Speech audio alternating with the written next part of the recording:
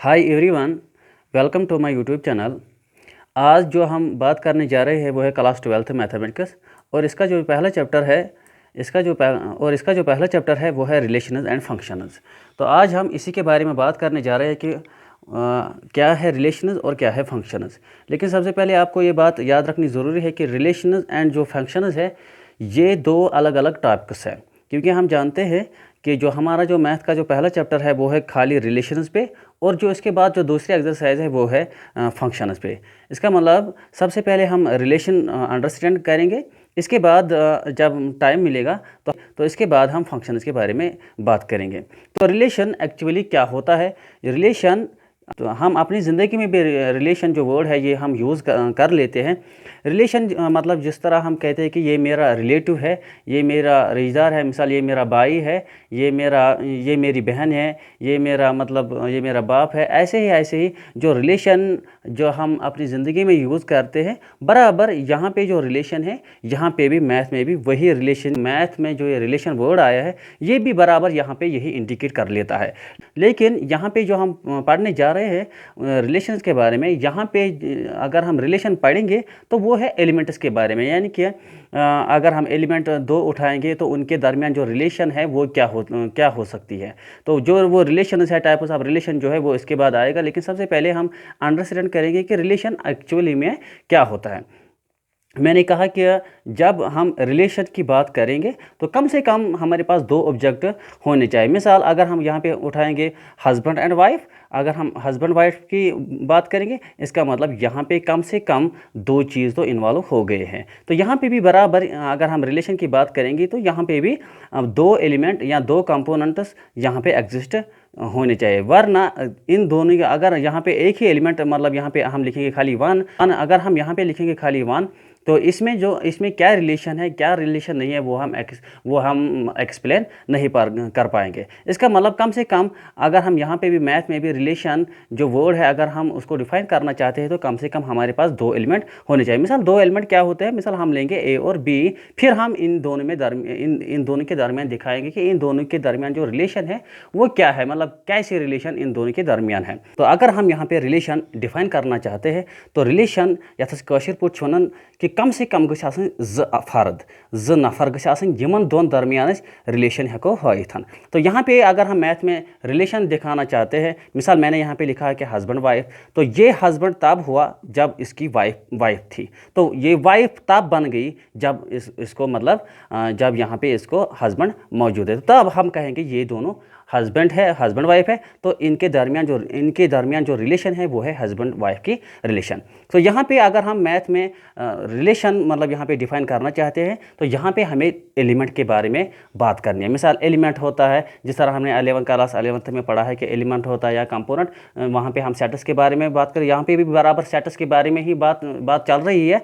लेकिन जो वहाँ पे हम मतलब जो एलिमेंट्स या कंपोनेंट्स कहते हैं, यहाँ पे भी एलिमेंट्स या कंपोनेंट्स कहते हैं। लेकिन यहाँ पे अगर हम इनके दरमियान रिलेशन दिखाना चाहते हैं तो सबसे पहली बात जो रिलेशन होती है वो हम आर से रिप्रेजेंट कर लेते हैं, क्योंकि ये जो आर है तो ये हमें इंडिकेट कर लेता है कि इन दोनों के दरमियान कुछ ना कुछ रिलेशन है। मिसाल अगर हम यहाँ पे ए लिखेंगे तो अगर हमने फिर लिखा आर बी, इसका मतलब ए जो है वो रिलेशन रखता है बी के साथ, या हम बी ही कहेंगे कि बी जो है वो रिलेशन रखता है ए के साथ। इसीलिए हम इसको पढ़ते हैं ए आर बी मतलब A is related with B, or we can say that B is related with A. तो इस तरह हम रिलेशन डिफाइन कर लेते हैं।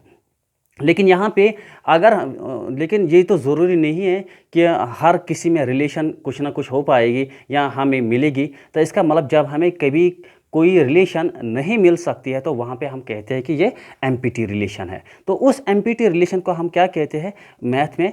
एम्प्टी रिलेशन को हम मैथ में कहते हैं कि दिस इज़ फाई रिलेशन, यानी कि जो एम्प्टी यानी कि ज़ीरो होता है वहाँ पे हम दिखा देते हैं कि ये फाई है, यानी कि इन दोनों के दरमियान कुछ रिलेशन है। मिसाल अगर मैं कहूँ वन एंड टू इनके दरमियान वन इज़ रिलेटेड वन और टू, यानी कि अगर इनके दरमियान कुछ रिलेशन नहीं है, वन और टू के दरमियान कुछ रिलेशन नहीं है, तो हम लिखेंगे यहाँ पे फाई, यानी कि एम्पिटी, यानी कि इन दोनों के दरमियान कुछ रिलेशन नहीं है। तो ये मैथ में इंडिकेट कर लेता है, जब हम फाई लिखेंगे तो इसका नाम होता है फाई, तो इसका मतलब इन दोनों के दरमियान कुछ रिलेशन नहीं है। लेकिन इसके बाद एक और रिलेशन है जिसको हम कहते हैं कि यूनिवर्सल रिलेशन। यहाँ पे मैंने लिखा है यूनिवर्सल रिलेशन, आप देख सकते हैं कि मैंने यहाँ पे यूनिवर्सल रिलेशन लिखा है। तो इस यूनिवर्सल रिलेशन का मतलब क्या है, यानी कि दुनिया, अगर मैंने यहाँ पे दो सेट उठाए हैं, मिसाल यहाँ पे मैं लिखता हूँ, यहाँ पे मैं एक सेट लेता हूँ 1 2 3, और यहाँ पे भी दूसरा सेट लेता हूँ 4 5 6, यहाँ पे मैंने दो सेट बना दिए हैं।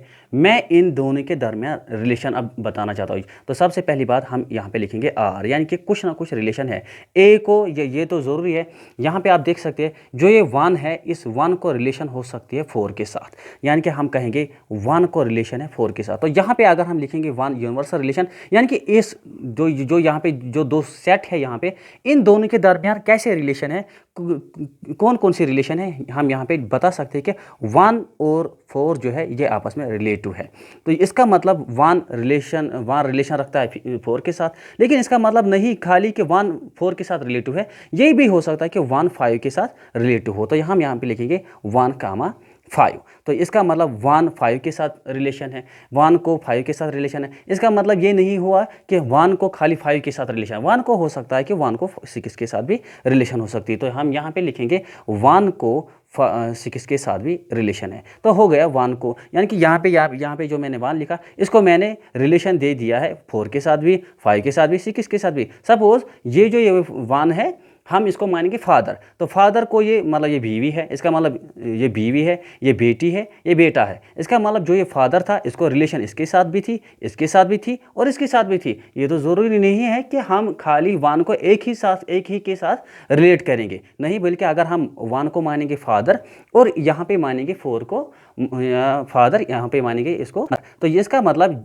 ये है बेटा, ये है बेटी। इसका मतलब जो फादर है ये इसके साथ भी रिलेटेड है, इसके साथ भी रिलेटेड है, इसके साथ भी रिलेटेड है, यानी कि इसको इसके साथ भी कुछ रिश्ता है, इसको इसके साथ भी कुछ रिश्ता है, इसके साथ भी कुछ रिश्ता है। तो यहाँ पे मैंने लिखा 1 4 1 5 1 6, ये जो 1 है, यानी कि इसको रिलेशन है 4 के साथ भी, ये जो 1 है इनको है रिलेशन 5 के साथ भी, ये जो 1 है इनको रिलेशन है 6 के साथ भी, यानी कि 1 को ये बेटा है मानेंगे, 1 को ये मतलब बीवी है, 1 को ये बेटी है। तो इस तरह 1 को इन तीनों के साथ रिलेशन हो सकती है। लेकिन इसका मतलब यही नहीं कि खाली 1 को रिलेशन है इन तीनों के साथ, क्या पता जो ये 2 है, 2 को भी रिलेशन हो सकती है 4 के साथ, 2 को रिलेशन हो सकती है 5 के साथ, 2 को रिलेशन हो सकती है 6 के साथ। तो यहाँ पे हम लिखेंगे 2 4, फिर लिखेंगे 2 5, फिर लिखेंगे 2 6, यानी कि 2 जो है, 2 को भी रिलेशन है 4 के साथ, 5 के साथ, 6 के साथ। तो इसके बाद ये 3 जो है, हम इस 3 को भी कुछ रिलेशन दे सकते हैं 4 के साथ, 5 के साथ, 6 के साथ, यानी कि 3 जो कोई आदमी है या कोई एलिमेंट है, इसको रिलेशन इसकी भी रिलेशन हो सकती है इन तीनों एलिमेंट्स के साथ। तो हम यहाँ पे लिखेंगे 3 4 और 3 5 और 3 6। तो यहाँ पे जो ये सेट बन गए ना, मतलब इतने सेट, मतलब यहाँ पे आप देख सकते हैं 1 2 3 4 5 6 7 8 9, यहाँ पे जो ये 9 सबसेट इसके बन गए, तो हम कैसे, इसी को हम कहते हैं कि ये यूनिवर्सल रिलेशन हो गया। यानी कि कोई भी रिलेशन अगर हम इसमें ढूंढना चाहते हैं, वो आप फाइंड कर सकते हैं यहाँ पे। यानी कि यहाँ पे अगर हम कोई रिलेशन बताएंगे, यहाँ पे हम कोई रिलेशन ड्रा करेंगे, वो इनमें से निकलना चाहिए। अगर वो इनमें से निकला तो हम कहेंगे कि ये जो सेट है ये यूनिवर्सल रिलेशन है, यानी कि हर कोई रिलेशन जो इसमें हम फाइंड करते हैं वो यहाँ पे मौजूद होती है। तो इसका मतलब ये जो यहाँ पे सेट है ये कहलाता है यूनिवर्सल रिलेशन। तो इसका मतलब एमपीटी रिलेशन हमने पढ़ा। एमपीटी रिलेशन का मतलब है, अगर हम यहाँ पे बताएंगे कि 2 को, यहाँ पे हम बताएंगे 2 को यहाँ पे रिलेशन है 7 के साथ, मिसाल हम लिखेंगे 2 को रिलेशन है 7 के साथ, यहाँ पे 2 है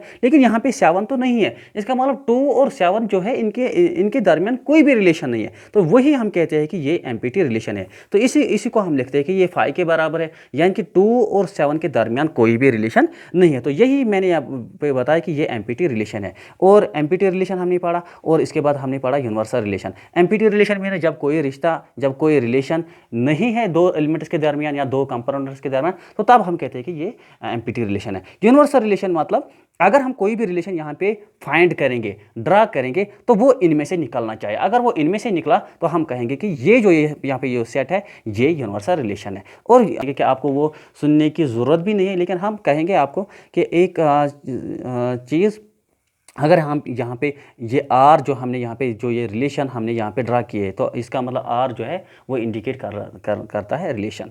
तो यहाँ पे ये जो रिलेशन है ये होता है बराबर ए इंटू ए।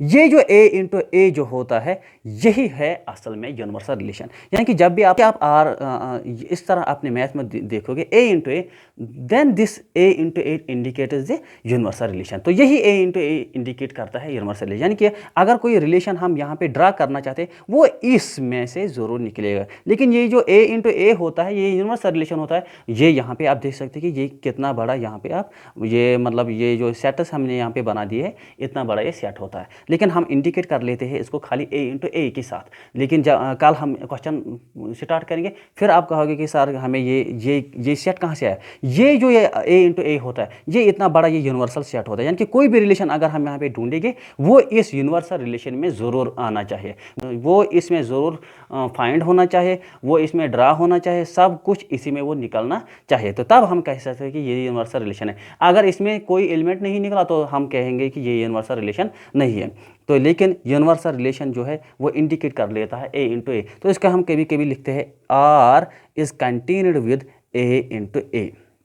इस तरह भी कभी कभी लिखते हैं R is continued with A into A. तो इसका मतलब हमने यहाँ पे दोनों चीज़ सीखे हैं, एक है एम्पिटी रिलेशन और दूसरी बात हमने पढ़ा है कि यो यूनिवर्सल रिलेशन। लेकिन इसके बाद एक और चीज़ जो इम्पॉर्टेंट है वो है जो इस मैथ को जो मकसद है वो एक रिलेशन है जो हमें यहाँ पे जानना ज़रूरी है। यहाँ पे मुझे लगता है कि वीडियो कुछ लंबा चौड़ा तो हो गया, लेकिन एक रिलेशन एक इम्पॉर्टेंट रिलेशन है जो हमें यहाँ पे सीखना ज़रूरी है। वो हम यहाँ पे आपको दिखाएंगे कि तीसरी जो रिलेशन है वही इम्पॉर्टेंट है। तो उसी पे हमें सारा कुछ जो मतलब पहला चैप्टर है वो उसी पे डिपेंड है। जो मैं यहाँ पे तीसरा पॉइंट जो लिखने जा रहा हूँ वो क्या है, यहाँ पे आप देख सकते हैं वो होता है इक्विवेलेंस रिलेशन, जो कि बहुत ही इंपॉर्टेंट है। इक्विवेलेंस रिलेशन यहाँ पे हमें बहुत ज़्यादा मतलब इक्विवेलेंस रिलेशन यहाँ पे हमें पढ़ना ज़रूरी है। इसी पे जो हमारा जो चैप्टर है 1.1 वो इसी पे डिपेंड है,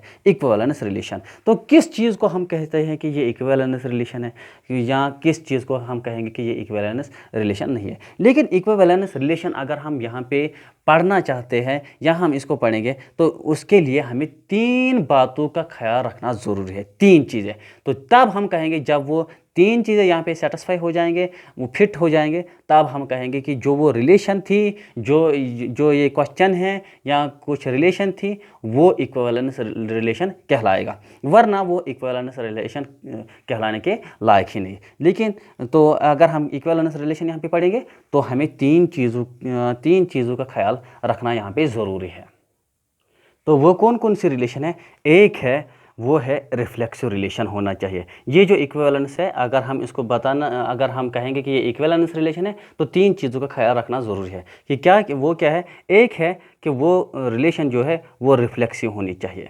वो रिफ्लेक्सिव का मतलब क्या है वो हम आपको बताएंगे कि रिफ्लेक्सिव क्या है। इसके बाद जो दूसरा पॉइंट है इक्विवेलेंस के बाद वो सिमेट्री होनी चाहिए, वो रिलेशन जो है वो सिमेट्री होनी चाहिए, सिमेट्रिक या सिमेट्री होनी चाहिए। और इसके बाद जो तीसरी बात है वो ये है कि वो ट्रांजिटिव होनी चाहिए, ट्रांजिटिव होनी चाहिए। यानी कि इक्विवेलेंस रिलेशन के लिए 3 चीज़ों का ख्याल रखना ज़रूरी है। एक है कि वो रिफ्लेक्सिव होनी चाहिए, दूसरी बात वो सिमेट्रिक होनी चाहिए और तीसरी बात वो ट्रांजिटिव होनी चाहिए। अब मसला है कि रिफ्लेक्सिव हम किसको कहेंगे, सिमेट्रिक रिलेशन हम किसको कहेंगे, ट्रांजिटिव रिलेशन हम किसको कहेंगे। तो रिफ्लेक्सिव रिलेशन हम किसको कहेंगे वो हम आपको यहाँ पे समझा देंगे। तो अब मसला है कि हम रिफ्लेक्सिव रिलेशन किसको कहेंगे। तो यहाँ पे अगर हम कोई रिलेशन उठाना चाहते हैं यानी कि इफ़ ए कामा ए, अगर हम एक एलिमेंट उठाना चाहते हैं तो वो ए है मतलब, तो उसको अगर हम ए के साथ रिलेशन दिखाना चाहते हैं तो वो उनके दरमियान जो रिलेशन है वो सेटिस्फाई होनी चाहिए, वो बिलोंग करनी चाहिए आर में। अगर हम यहाँ पे देखेंगे, आप यहाँ पे देख सकते हैं यहाँ पे कोई एलिमेंट जो है मतलब ए इंटू ए या ए कामा ए, यहाँ पे ऐसा कोई नंबर है 1,1 या 2,2 3,3, इसका मतलब यहाँ पे अगर ऐसा कोई एलिमेंट नहीं है तो ये रिफ्लेक्सिव रिलेशन यहाँ पे नहीं है। तो इसका मतलब अगर हम रिफ्लेक्सिव रिलेशन दिखाना चाहते हैं, मिसाल मैंने यहाँ पे लिखा ए कामा ए इन ये बिलोंग करना चाहे आर में, यानी कि यहाँ पे जो ये रिलेशन है आर वो हमने उठाया है ए कामा ए, तो ये हर किसी A for all A belongs to A कोई सेट होगा जिसमें वो मतलब एलिमेंट्स होंगे वो उसमें बिलोंग करना चाहिए। मिसाल यानी कि ये इस तरह होना चाहिए, मिसाल 1,1 ये उस मतलब सेट में आना चाहिए, या यूनिवर्सल सेट होगा या कोई सेट होगा वो उसमें आना चाहिए। ऐसे ही 2,2 ऐसे ही 3,3, तो तब हम कहेंगे कि ये रिफ्लेक्सिव, यानी कि यहाँ पे मैंने क्या उठाया ए कामा ए, तो इनके दरमियान जो रिलेशन है वो सेटिस्फाई होनी चाहिए। तो ये कैसे एलिमेंट्स हो सकते हैं, मिसाल 1,1 यानी कि ए कामा ए यहाँ पे देख सकते हैं, या 2,2 होना चाहिए, या 3,3, ऐसे ही जैसे करके जहाँ जो भी हमारे फिर पॉइंट्स होंगे वो हम उसी टाइम आपको बताएंगे, यानी कि 4,4 6,6 10,10 100,100 ऐसे ही रिलेशन होने चाहिए। लेकिन ये this is for all A belongs to A, यानी कि हर कोई उस ए में जो एलिमेंट होने चाहिए वो उन पे ये सेटिस्फाई होना चाहिए, तब हम कहेंगे कि ये रिफ्लेक्सिव है। इसके बाद हम करेंगे बात सिमेट्रिक की।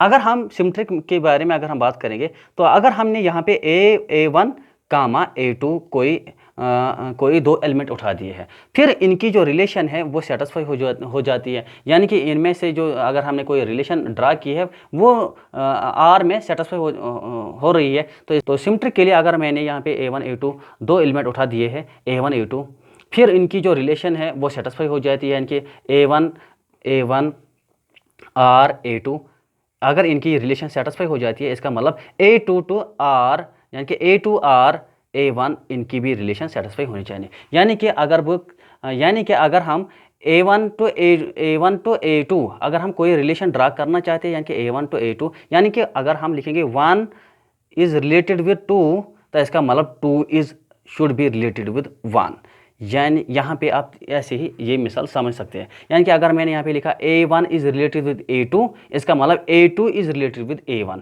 तो तब हम कहेंगे कि ये सिमेट्रिक है। 1 टू R 1 अगर हम रिलेशन दिखाना चाहते हैं 1 से लेकर 2 तक, तो इसका मतलब 2 से लेकर 1 तक भी रिलेशन सेटिस्फाई होने चाहिए, कि यानी कि वाइस वर्सा होने चाहिए। A1 से लेकर A2 तक, A2 से लेकर A1 तक, इसका मतलब 1 से लेकर 2 तक, इसका मतलब फिर से वाइस वर्सा होना चाहिए 2 से लेकर 1 तक इनकी जो रिलेशन होनी चाहिए। फिर ये रिलेशन कैसे होगी, यानी कि सपोज यहाँ पे हम आपको दिखाएंगे अगर 1 + 2 जो यहाँ पे है ये मिसाल 3 निकलता है, इसका मतलब 2 + 1 यहाँ पे ये भी 3 निकलता है, इसका मतलब ये जो रिलेशन है ये रिफ्लेक्सिव रिलेशन है। तो ये बहुत आसान है, रिफ्लेक्सिव रिलेशन भी, ये सिमेट्रिक रिलेशन भी। यहाँ पे मैंने एग्जाम्पल दी है 1 से लेकर अगर हमने 2 तक रिलेशन ड्रा की है तो फिर वो 2 से लेकर 1 तक भी सेटिस्फाई होनी चाहिए। यहाँ पे मैंने example the 1 + 2 is 3 and 2 + 1 is also 3, तो इसका मतलब यहाँ पे जो रिलेशन है ये सिमेट्रिक है। इसके बाद हम पढ़ने जा रहे हैं वो है ट्रांजिटिव रिलेशन। चलो हम पढ़ेंगे ट्रांजिटिव रिलेशन। यहाँ पे मैंने लिख लिया है ट्रांजिटिविटी। यहाँ पे हमें दिखाना है कि ट्रांजिटिविटी रिलेशन जो होती है वो क्या होती है। ट्रांजिटिविटी रिलेशन क्या रही है, क्या ट्रांजिटिव रिलेशन इस तरह होती है, अगर हमने A1 कामा A2 इनके दरमियान रिलेशन ड्रा की है, और ट्रांजिटिविटी यहाँ पे आप देख सकते हैं, ट्रांजिटिविटी का मतलब होता है कि तीन यहाँ पे 3 एलिमेंट्स उठाने होते हैं हमें, यानी कि A1 अगर कोई एलिमेंट, A2 कोई एलिमेंट और A3 कोई एलिमेंट, तो तब हम कहते हैं कि ये ट्रांजिटिविटी है। ट्रांजिटिविटी यानी कि ट्रांजिटिविटी आप ऐसे ही समझ लीजिए कि ट्रांजिटिविटी मीन्स 3। तो यहाँ पे हमें 3 एलिमेंट्स के दरमियान या 3 कंपोनेंट्स के दरमियान हमें यहाँ पे रिलेशन ड्रा करनी होती है। तो यहाँ पे अगर हम ड्रा करेंगे A1 टू A2 कोई रिलेशन है, इसका मतलब A2 टू A3 इनके दरमियान जो रिलेशन है वो सेटिस्फाई हो जाती है। यहाँ पे आप देख सकते हैं कि A2 ये तो सेम है, इसका मतलब अगर A2 सेम है तो A1 टू A3 भी रिलेशन जो है वो सेटिस्फाई होनी चाहिए। इसीलिए हम कह रहे हैं कि अगर यहाँ पे मैं नया लिखता हूँ, अगर हमने A1 A2 इनके दरमियान जो रिलेशन है वो सेटिस्फाई हो जाती है, और A2 A3 इनके दरमियान भी सेटिस्फाई रिलेशन हो जाती है, तो इसका मतलब A1 से लेकर A3 तक भी रिलेशन सेटिस्फाई होनी चाहिए, तो तब हम कहेंगे कि ये ट्रांजिटिविटी है। यहाँ पे आप देख सकते हैं A1 A2 A2 A3। इसका मतलब A2 A2 सेम है। जब A2 A2 सेम है तो इसका मतलब A1 A3 जो है इनके दरमियान भी वो रिलेशन जो है वो सेटिस्फाई होनी चाहिए। तो इसीलिए हम कह रहे हैं कि तब ये ट्रांजिटिविटी है जब A1 A2 एग्जिस्ट करता है रिलेशन और A2 A3 ये भी एग्जिस्ट करता है रिलेशन, तो इसका मतलब A1 to A3 भी रिलेशन जो है वो एग्जिस्ट होनी चाहिए। तो तब हम कहेंगे कि ये फंक्शन है ये क्या है, ट्रांजिटिविटी।